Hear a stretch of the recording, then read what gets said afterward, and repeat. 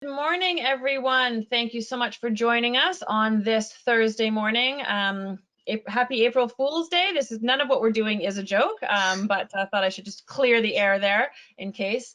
It is April 1st, and I'm happy today to host Rockmaster Resources as my guest on this webinar. Rockmaster is a story I'm pretty excited about. I think the deposit that they are expanding has a lot of unusual characteristics, standout characteristics that I really like, grade and continuity, and potential for growth, sort of topping that list. I will let John and Jim take you through that story themselves, but first I will do a little run through of what I'm seeing out of the markets right now, what I'm thinking. A lot of these thoughts are pretty much from my most recent newsletter. So away we go. So I'm calling, you can see the title of my thing here is On the Cusp of a Major Metals Bull Market. Is that I really am confident that we are in the early stages of what will be a very significant metals bull market. I think there's a lot of reasons to support that. We will need to have a little bit of patience for gold. We're seeing that, we have been experiencing that already for the last few months, and there's reasons that make that make sense. But when gold happens, it will really happen. So it will very much join the party. It's just going to be a little bit late. It's fashionable that way. But let's talk about this major metals bull market. What do we need for metals to perform? I mean, I think there's sort of 4 things. We need strong demand against weak supply. It helps if the US dollar is not strong. We need a reason for investors to be interested in commodities, metals, hard assets, to turn their attention to this sector. And for gold, we need negative real interest rates. And all of those things are currently satisfied. All of those requirements are satisfied.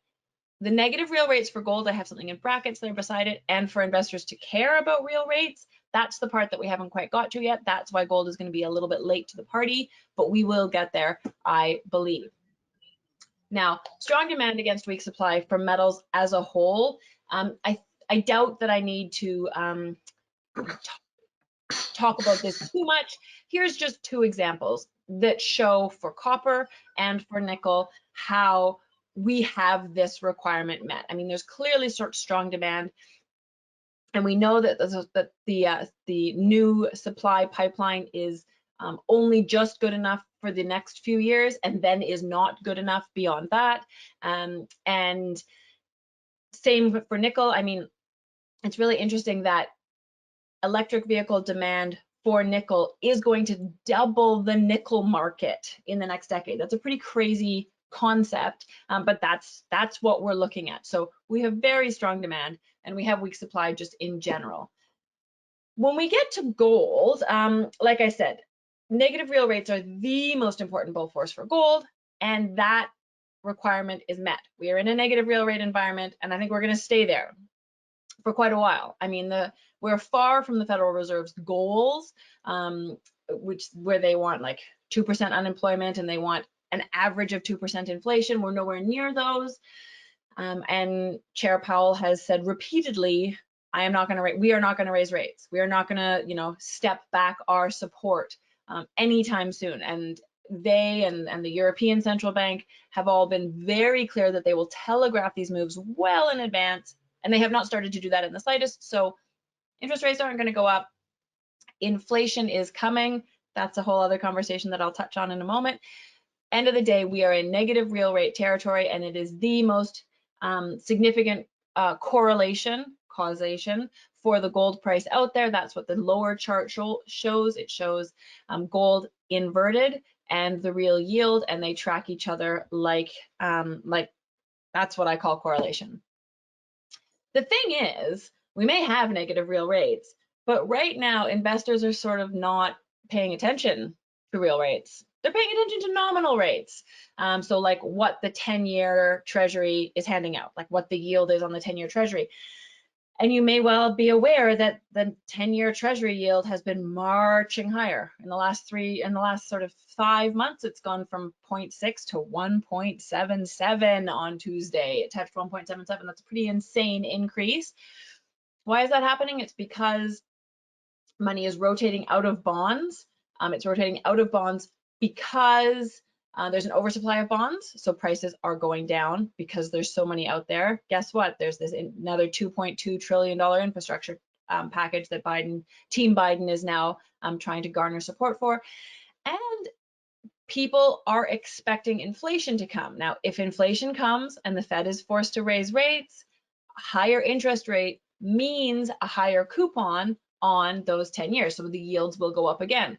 That discourages people from buying bonds now if they think the yields are going to be better in not very long when rates go up. So that's another big force that's pushing people out of bonds, or at least encouraging them to not buy bonds right now. And it is not buying bonds that pushes yields up, right? You get paid more to loan money to the government if fewer people are doing it. So at the end of the day, that's why yields are rising. Rising rates are sort of are counter to gold, right? Rising rates push down on gold.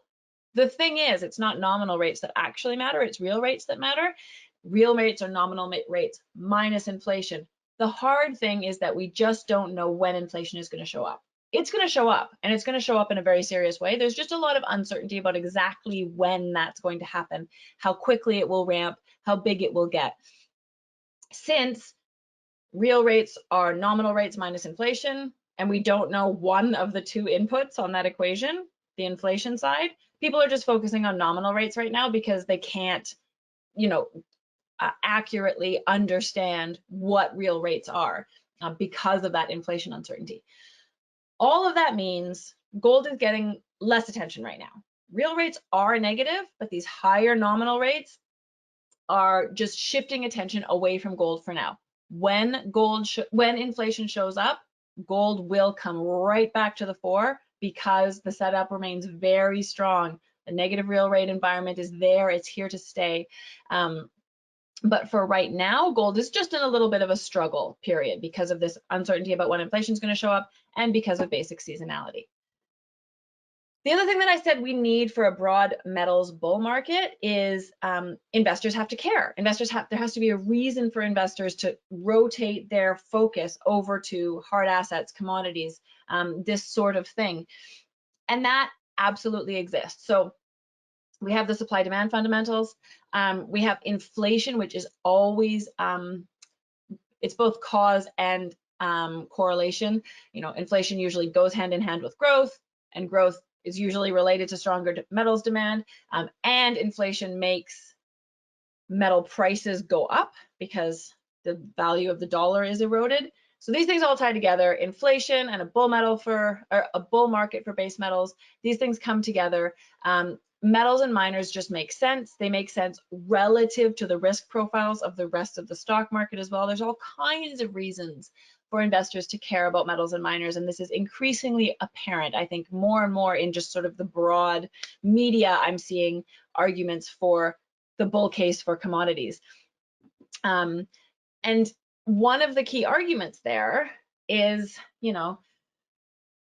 valuations in the rest of the stock market are what they are. They're high, inarguably. Can they go higher? For sure. But the rest of the stock market is not handing out cash to investors. The rest of the stock market does not have ample free cash flow, and the rest of the stock market sure doesn't have net cash positions.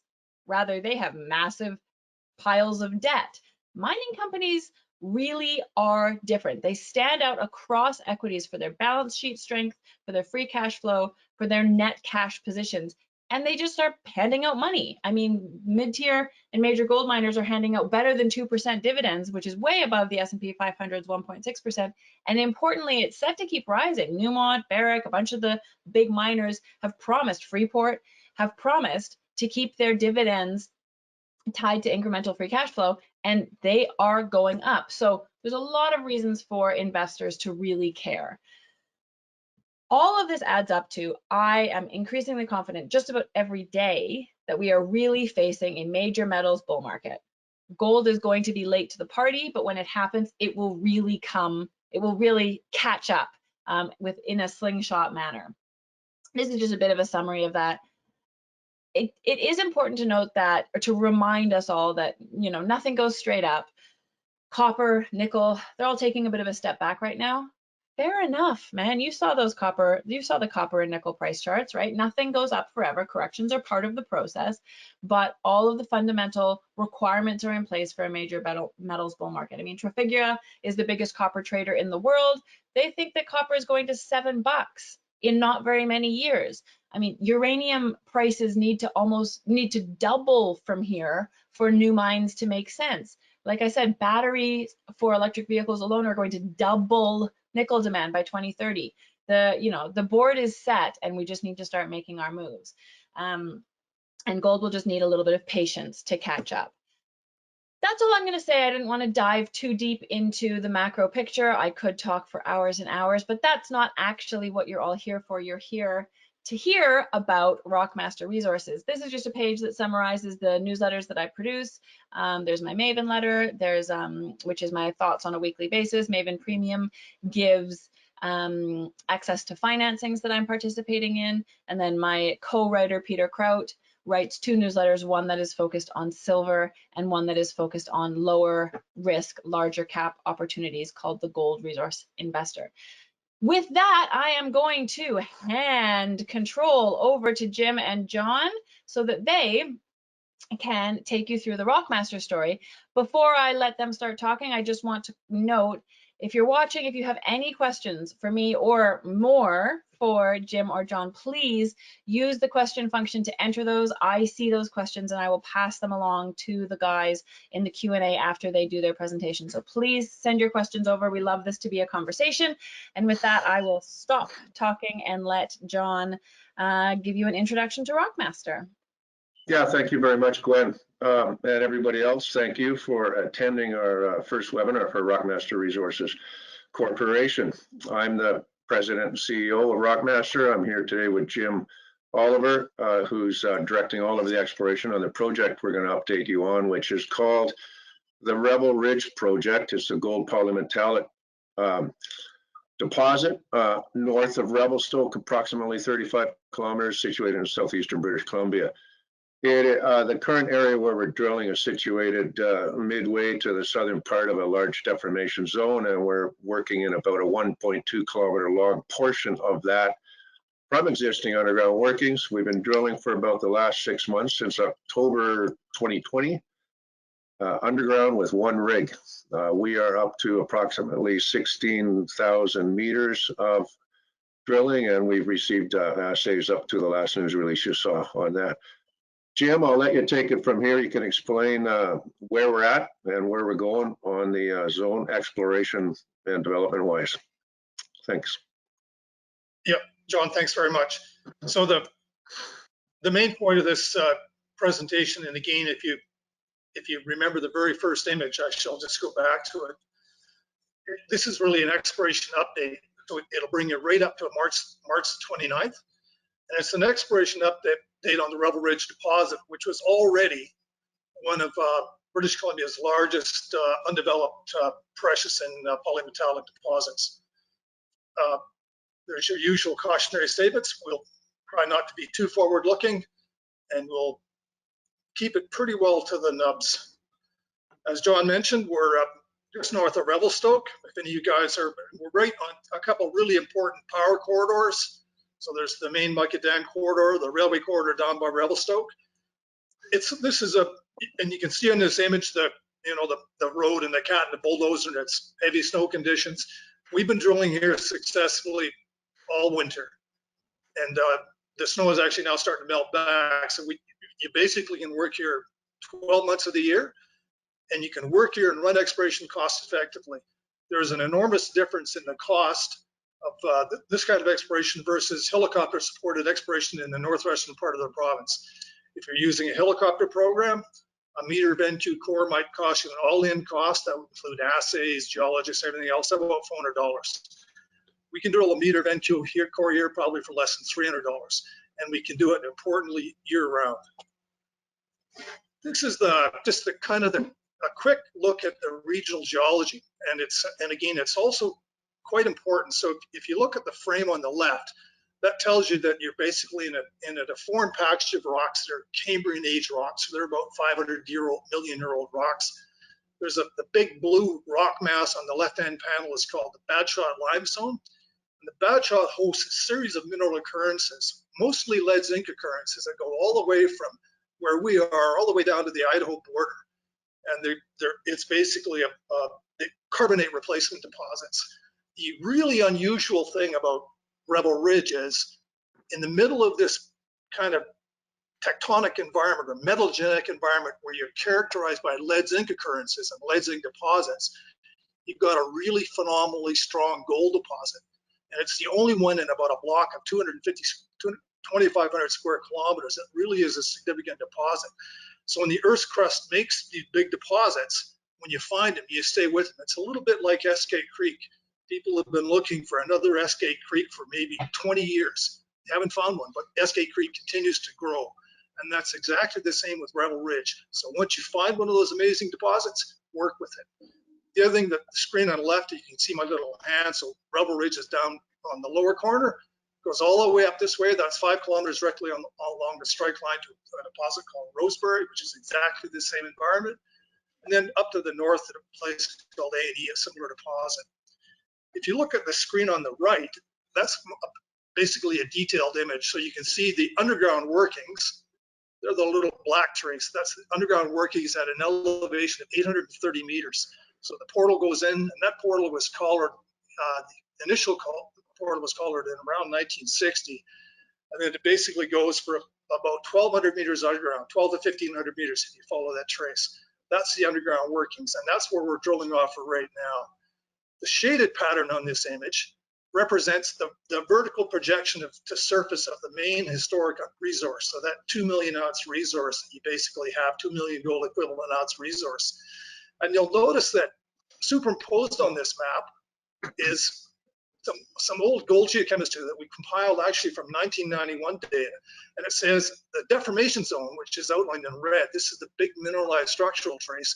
It actually goes right through that gold zone.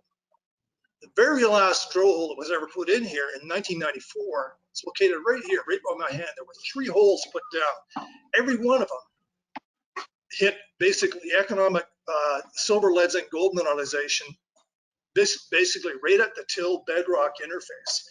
So right now we're going to talk, the results to March 29th are going to be this underground program. But as soon as we get the snow melted and we get our drill rigs on surface, you can betcha we're going to follow this geochemical trend, and we're going to continue to try to bring this resource. So this is remember, that's the shaded 2 million ounce resource. We're going to try to push it this way in an area where there's known mineralization, historic drill holes, and geochemistry. So here's the game. We'll just kind of set the stage of what this deposit looks like when we started. And that's what this is. So this is an isometric drawing. And an isometric basically takes the mineralized shapes and puts them into 3 dimensions. This isometric drawing is based on 2012 data. And that's the last time this deposit was drilled prior to Rockmaster starting in 2020 was in 2012. And they basically had discovered 4 principal zones. The yellow jacket zone, where my little pointer is right now, that's the zone in yellow. That's a silver lead zinc zone. It's about 800,000 tons, and significantly it carries about 60 grams per ton silver and about 12% combined lead zinc. So that's the yellow jacket zone. Doesn't have any arsenopyrite, doesn't really have much in the way of gold. But is it valuable? You betcha. It's basically $400 rock. Then there's the main zone, the big pink object. That's the main mineralized zone, which goes all the way up to surface and then all the way down to the base of the drill holes. This is, again, that's the 830 meter portal. That's 830 meters elevation. Surface up on the top of these old surface drill holes, it's probably about 1,100 meters to 1,200 meters. And then you can see the holes in the 1990s and 80s would go down about, on average, a couple hundred meters below that surface. That's the main zone, and that's where that big resource is. That's where that 2 million equivalent ounce resource is. That little blue object that comes in the corner, that's the so-called footwall zone, and you can see it changes the shape of or the color of the main zone just as it projects through it. And the green zone is basically the hanging wall zone. So just think of it as a big deformation zone with 2 smaller deformation zones on the hanging and footwall contact. That would be the gold mineralized zone, and gold is associated dominantly with sulfides. And then think about another mineralizing system, might be contemporaneous, might not be. That's going to be the yellow jacket zone. No arsenic, no gold, spectacular silver. One of the really neat things about the yellow jacket zone, and when you think about it regionally, so I said the Batshot limestone, that Cambrian age limestone that goes all the way down to the US border, lots of lead zinc mineralization associated with it. The average grade for the producing deposits, including Tex Pandorial mine, is about 3 to 4 grams per ton silver and about 7 to 8% combined lead zinc. Yellow jacket is really unusual because it contains on average 60 grams silver. So 2.5, an order of magnitude plus higher silver content. About 12% combined lead zinc. It's a really unusual carbonate hosted kind of occurrence in a relative sense. Again, here's where we start at. Here, this is a starting point, and this would be based on the January 2020 43-101 resource estimate. It tells you that you've got about 1 million tons of measured indicated resource that run around 8 grams, and you got about 960,000 tons of an inferred resource that run about 6.5 grams. And so you can see that's going to give you about your 2 million ounces. But when you look at it, you say we're clearly not very good promoters because there's 45,000 ounces in the hanging wall. There's 45,000 ounces in the full wall. So there's another 100,000 ounces we don't even talk about. And then the yellow jacket zone. Don't talk about that, right? So there's your almost 800,000 tons. You can see 60 grams silver and 12% combined lead zinc. So really, that's the starting point. So all we have to do is we just have to come in here and say, answer the central question, can you make this bigger than what it was in 2012? And fortunately for us, the exploration paradigm here is pretty simple. We're not drilling 1,000-meter holes or 1,500-meter holes. We have relatively short drill holes. You've got untested mineralized zones on surface. So some guy, Ted Moore, on 1994 drills you these 3 spectacular surface holes and says, I'm mineralized. You've got a really simple target model. This is just a planar deformation zone. So you hit that deformation zone, you're always going to hit something. You might hit 3 meters of ore, you might hit 30 centimeters, but you're going to nail it. You already had a bunch of drill holes underground where they already had significant intersections that remain open, either along strike or down dip or up dip. So again, that's that low hanging fruit. And if you look at the historic drilling here, it was to get that 2 million ounces, you drilled 41,000 meters. And some of you may think that's a lot of drilling. If you look at SK Creek, or if you look at Ascot Resources up at Stewart or Prime Resources, SK's probably drilled 800,000 meters. Ascot's probably drilled 700,000 meters for a bit larger resource. But you get where I'm going with this. Because of the continuity of the system, we can drill on relatively large centers and basically get a pretty decent resource out of it. And you got a really clear program. You know what you're going to do. We're not going to use an elaborate model. We don't have to zonate into a, from actinolite to chlorite into case bar. We just say, set your drills up, define your targets, and go to work. So that's what we've done. So in 2020 and 2021, you can see the underground program, and this is what it has been about 2 days ago. We drilled about 13,500 meters. We've drilled about 35 underground diamond drill holes. We tested 1,100 meters of strike, and we've gone probably about 500 meters up and down the dip plane. And so you say, okay, what does it actually look like relative to the historic work? So if you got a good clean screen, so now you can see the outline of the underground opening, that's the black trace. And if you look at it carefully, you can see all these little fine gray lines. So that was all the drilling was done in 2000 up to 2012, all of it. And then you can see that the pink shape, that's basically the inferred and indicated resource. So then you say, okay, look at where these holes. So we just told you we drilled 35 holes. There they are, right? Way out here. So this is basically the object that we're testing. Domino, that's going to be in the down dip extension. So you can say, okay, you can see where the pink shape is a 2 million ounce resource. The gray lines are basically the old drill data, and then there's our drill results. So the first thing you can look at is you say, well, we actually really haven't tried to drill between old holes to get good numbers, to get a good press release. If you're going to be a bona fide explorationist, you better be a believer. You have to be courageous enough to say, we think we can make this resource bigger. And the other thing is that you'll see every hole that we drilled is on this basically diagram. So you can say, okay, there's no smoke and mirrors. This is what we're doing. There's another image of it. So you can see that now you take that same pink shape that you looked at in plan view, you turn it into this kind of the solid isometric, and that would be where that existing inferred and indicated resource is. And again, you can see that the 830 meter level, that's the shaft or the tunnel going underground. You can see the gray topographic surface, and then you can see our drill holes. And right now you can see we kind of have this candle wax pattern, so there's some gaps between them. Also look at the scale bar, so you can see the scale bar on the bottom. You can see, okay, so you can see we're down 500 meters in the dip plane. You say, yeah, they drilled at least 1,000 meters of strike, and you can see you're well below surface. So the zone gets mineralized right up surface. That's 1,200 meters. There's the last thing to look at, and this would be a longitudinal. So you kind of look at your pierce points through the longitudinal. So the dashed line would be the dashed line of the previous kind of resource model. The measured resource is in orange.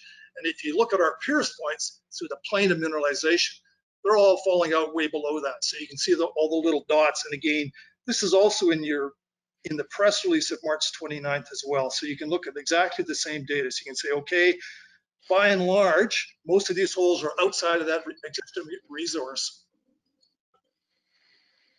And so what do you get? So remember, we've got two mineralized objects. We've got the main zone, the Revel Ridge main zone, which is a structurally controlled mineralized panel of rock. It's in a high strain zone, basically in a brittle ductile strain zone. The amazing thing about this is, and if you look at our press release, 75 to 80% of those 35 drill holes hit mineralization that was defined by the PEA, or the preliminary economic analysis, that would actually go into your resource. So it says 85% of the time you hit something that's basically above the threshold to be carried into the resource.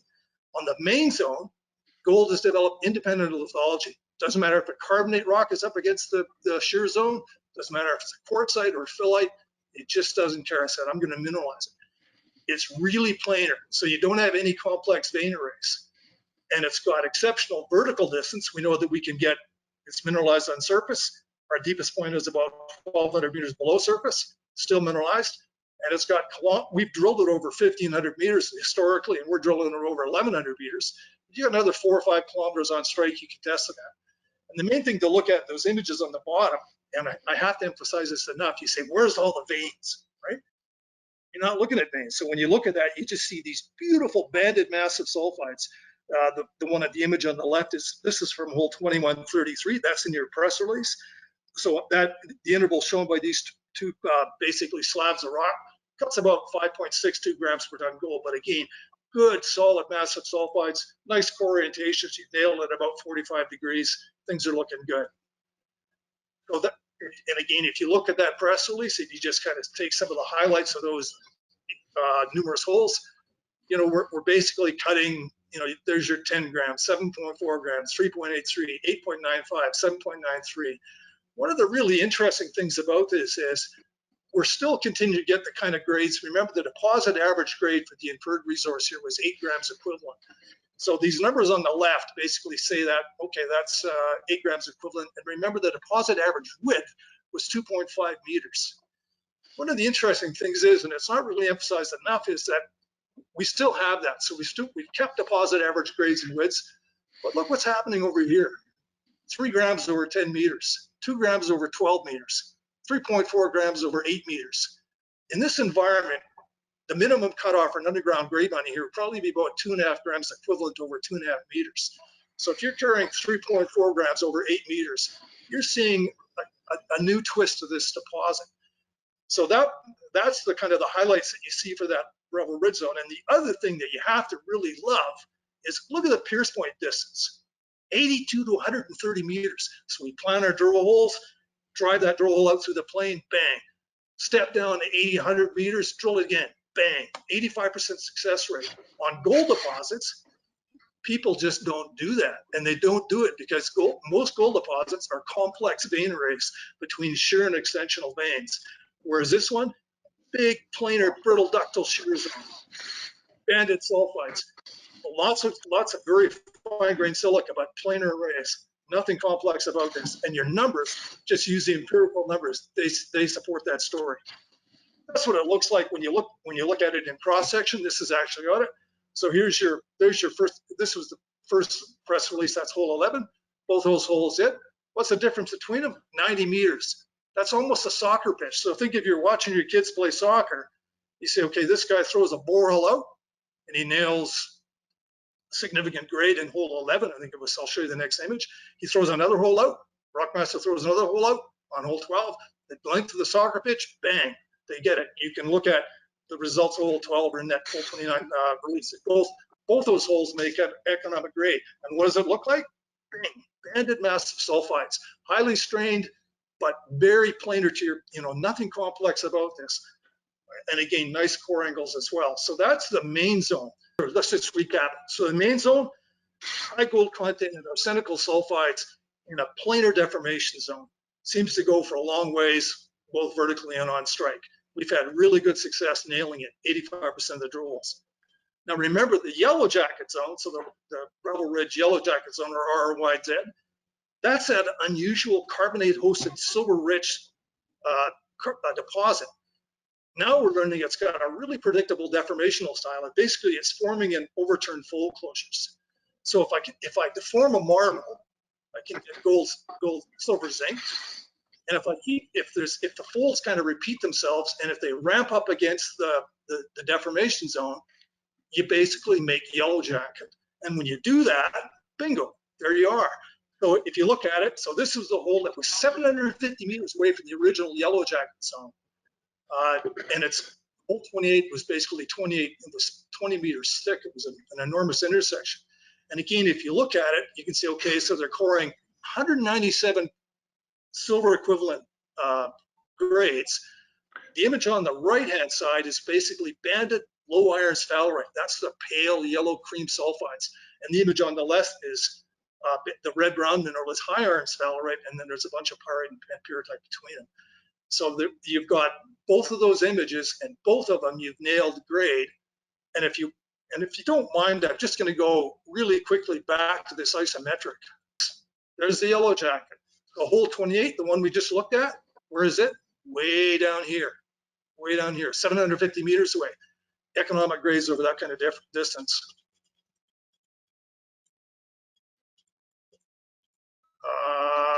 There you go. So this is the last of the slides. So what we're going to do is, if you look at where we're going to go with this, we're going to complete that first pass of underground drilling. It'll total about 16,000 meters. Then we're going to initiate a surface drill program, probably around 8,000 meters. We'll expand that surface geochemistry. If you remember, we had good gold chemistry right along strike of the main zone. And then towards the end of the year, after you've done all your drilling, that's when you're going to revise your resource. And that is about it for me. Thanks. Okay, thanks, Jim. That was Thanks great. a lot, Jim. Yeah, thanks, Jim. Okay, there's some questions that have come in, and I certainly have some as well. Anybody who is listening, certainly feel free to continue sending questions in as we go through this Q&A. We'll try and do about 20 minutes of Q&A so we don't keep anybody here longer than an hour, but there's certainly a few points here that we can chase down a bit more. Jim, I mean, you did a great job of painting how you can sort of very reliably step out and keep hitting grade as you're doing this work, drilling below the defined resource, down dip of the defined resource. And then just at the end there, you talked about updating your resource, at the end of the season when you've done all this work. Is the current drill spacing below in this whole area down dip of the resource, is that spacing sufficient to define a resource, or will there need to be more drilling? Is 80 to 130 meters sufficient for a resource calculation? It actually is. So our resource guy has said for this deposit, you can pull it off to about 120 meters. You can take it to an inferred resource. Okay. That's just because of the consistency of this zone. It doesn't have to be tight. Yeah, exactly. Yeah. If you want to take it to indicate it, you need to go down to 60 meters. Okay. Yeah. Now, obviously, you've been taking advantage of this amazing 1,200 meters of underground workings. That's clearly been essential to what you're doing, which is great that that's there.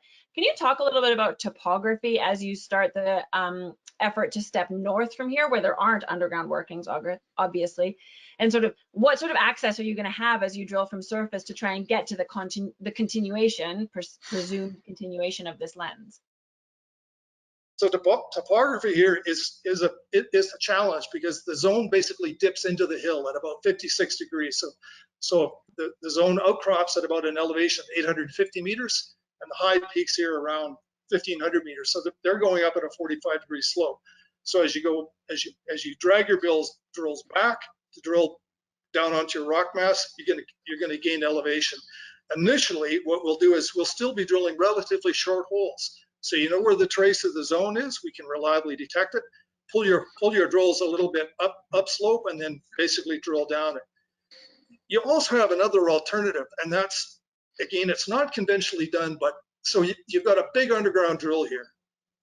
So if I say, you know, I don't want to go uphill, I want to take my drill downhill, and I want to drill a 0-degree hole, a zero flat hole, right?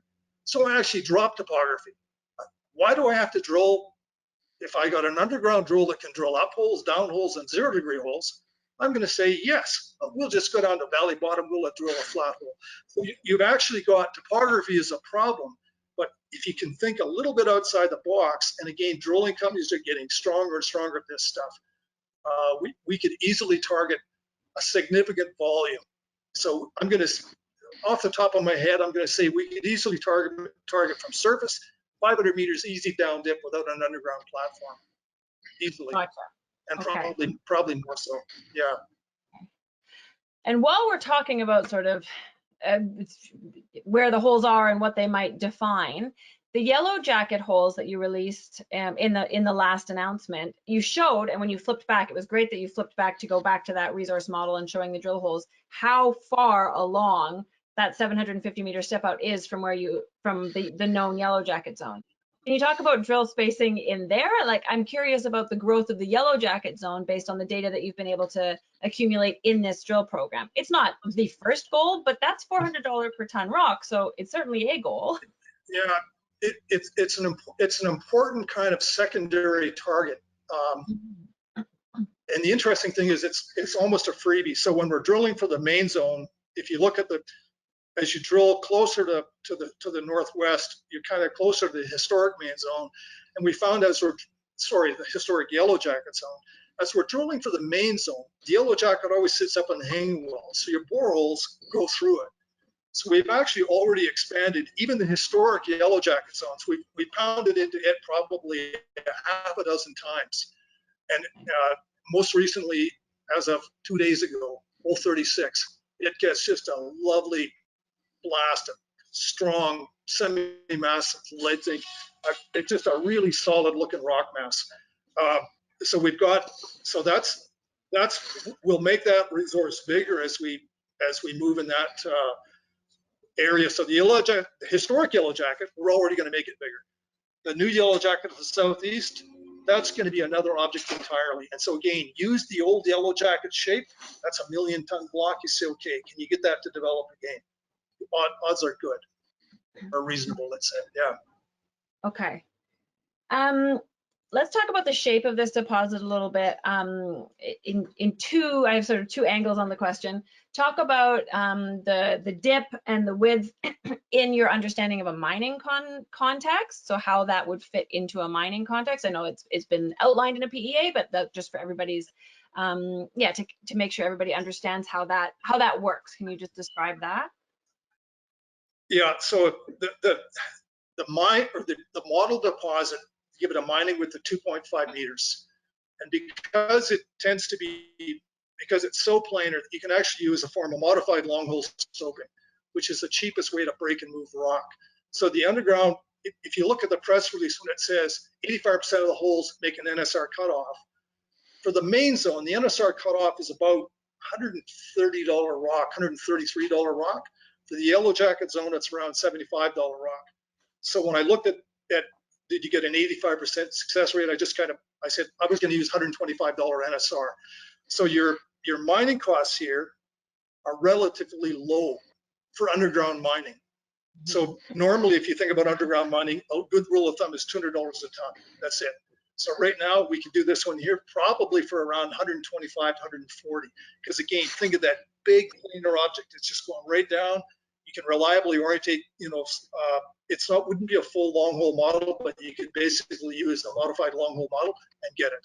The other thing is that because the deformation zone, you're in a really competent upper green schist facies rock, and it's got really good rock quality. So when you walk through the underground workings, if you look up, you don't see bolts, you don't see mesh, you don't see shotcrete. And that means that your net dilution, you can probably pull it down from 30% or 50% down to 15%. You got a really nice clean break, both on the hang wall contact and on that full wall contact. Does that answer your question? Absolutely, yeah. I just wanted, to capture the way that it fits nicely into an underground mining scenario. Yeah. The question that you can't answer, but you can still answer is, how big is this thing? So you obviously have just stepped down, are coming up to doubling the down dip extent of this thing. You have not done a resource, and you certainly can't talk about what the new resource is going to be. But what do you like? What sort of volume have you drilled into? What can you say about what you're seeing as the mineralized envelope now versus what it was? So Gwen, actually, you're right. So I can't actually say that because the regulatory people won't let you. But what you can do is, I'm going to assume that all the attendees in your webinar are smart, intelligent guys. So what do you need to do to calculate a resource? You need 4 things, right? You need to know the specific gravity. So go to the 2020 PA. What's the specific gravity of this deposit? 3.5. Sorry, 3.4. Okay, so specific gravities. So that's number 1. So write that down. Okay, 3.4 is specific gravity, right? Yeah. That's 3.4. What's the average width? 2.5 average width, we just talked about that. 2.5 meters, right? Okay, then your viewers can take their rulers out and they can say, okay, these guys have drilled down this far and they drilled this time along strike. So you're going to go 2.5 times X times Y times 3.4. That's going to give you a net volume, and you're going to multiply it by, use the average indicated or the average inferred grade of 8 grams equivalent. Your readers can come up with a number. And it's also one of the reasons why for planar objects like these kinds of vein zones, you actually need significant strike length. So my rule of thumb is, if I'm working on a vein deposit or one of a planar deformation zone like this, I want 1,000 meters. If I don't have an object that's 2.5 meters wide that runs for 1,000 meters, I probably don't have a significant deposit. It's about volume, right? So this is not a porphyry. You can't drill one hole down and get 30 million tons. You can drill one hole down on broad centers and get significant resource, but it's still a planar object, so you need strike length. And that's why it's so important. We've got drill holes that are mineralized over 1,500 meters. We got Ted Moreau's holes over another 400 meters just outside of the portal. And then we got a geochemical anomaly that goes for another 500 meters. So now you can say, okay, 1,500 plus 500 plus 2,000, you say, okay, there's 2,500 meters. Right. So you can say, okay, now your viewers are going to take that number and they can do their own numbers, and that way I don't get sanctioned by the Professional Engineering Society. Okay, last question for Jim. I was going to ask whether the consistency of the mineralization here almost is boring for a geologist. I mean, you're a very experienced geologist. You've worked in all different kinds of systems of all kinds, most of them much more complex than this. But then what you were just describing about, the on-strike extension here, you definitely have excitement in your voice. So, I mean, is it boring for you to work on this deposit because it's so darn consistent, or are you pretty excited about stepping along to the north to see how big it can get? Like, yeah, what's it like for you? I've never worked on a mineral deposit that was boring yet, so I guess that's my problem.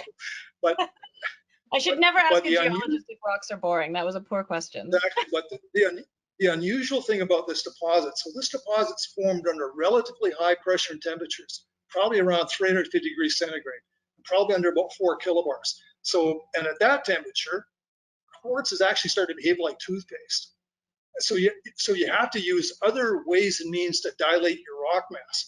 And so some of the early work that was done here in the 1980s was done by BP Selkman. They did some beautiful work.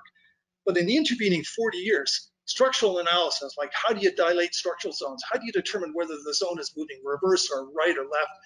A lot of that stuff in rock fabric interpretation of structural geology did not exist. So we can use it. So we can say, okay, this zone is going to dilate when it rolls. The main extension direction down the shear zone is 70 degrees to 240.